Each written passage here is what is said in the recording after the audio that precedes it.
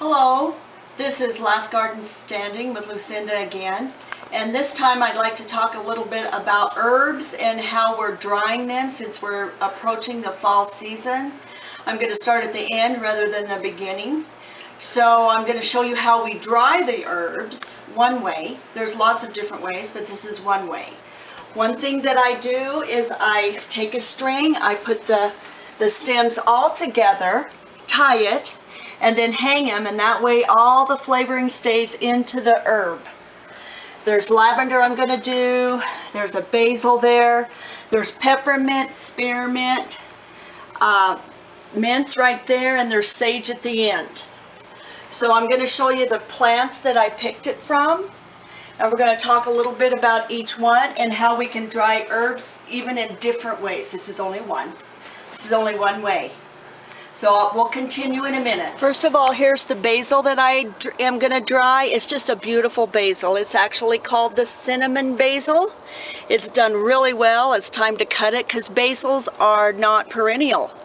They are annuals, and so you have to plant them every year. So I definitely want to get the dried herb for winter, and I will tell you more about that. Here is a spearmint, and it's done really well, so I picked some from that in order to dry, and I'll just put them in jars, and I'll show you more later. Down here is a peppermint. It's one of my favorite mints. It does really, really well. I took some, and that's up on my wall. I'm going to talk a little bit more about the peppermint and what all we can use the mints in a later time. So here is the sage. I took my starts, and I'm going to dry this sage from a container sage.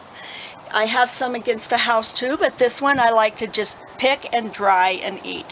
It's real good for Thanksgiving. It's good on that turkey dressing. The last one that I took was this chocolate mint. If you rub it, it actually has a light chocolate smell. It's really good in teas too, and I'll talk more about what all my mints will go in and what all you can use these herbs for. I also wanted to dry a little lavender. You've always got to have lavender. So I have a couple of English lavenders down there and a French lavender up here. So here's the fresh right here. I just picked some and cut some, and here is the dried, and I'm going to show you how we put it in the jars in one moment. I also did some sage here, and there it is dried. I've already put that in. There's some really nice sage that's used most commonly for turkey dressing, but it's also used for other things too. That's just a beautiful plant there. Then also we have the cinnamon basil. I've already done that in the jar too. And basils are good for different sauces, most commonly for spaghetti sauce, I think, is the most that you hear about basil being in. So there's that one. And then here we have the chocolate mint, and it's funny, all the herbs, all you have to do is just rub the leaves and you can smell the scent. And chocolate mint it's a light chocolate, but you can definitely smell the chocolate. The mints, this, and the peppermint and spearmint that this is, here's that one.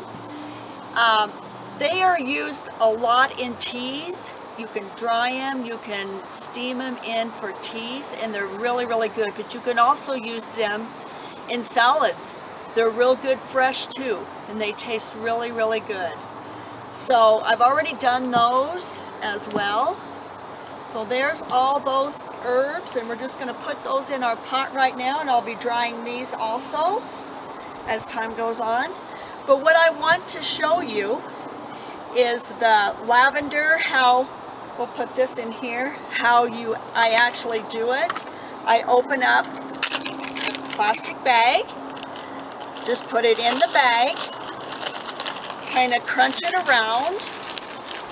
Just get it like that if you can. Get all the stems out. It's going to be hard to do that at first, but if it's really dry, it should come off really, really easy. So you just do something like that. I'm going to cut it short for us. You've got it all in here.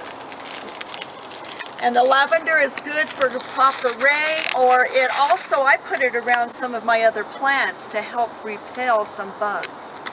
too. You can crunch it up like that, put it all in a corner, like that, tip it upside down, and then just release it into your jar. Just like that, and it comes out really easy. So there is your lavender, and we will label these later. But I also want to talk to you about these scissors. They're really nice scissors. They're the best scissors you can do, and you can buy them in almost any department store, or even a hardware store is real good. They're really good, they're nice and thin, and they just cut beautiful. And this is just to sharpen my tools. This is Last Garden Standing, and this is my herb video, and I want you guys to share, like, subscribe, and please comment if you want to. Let me know your suggestions, please. I thank you, and until next time, we'll see you then.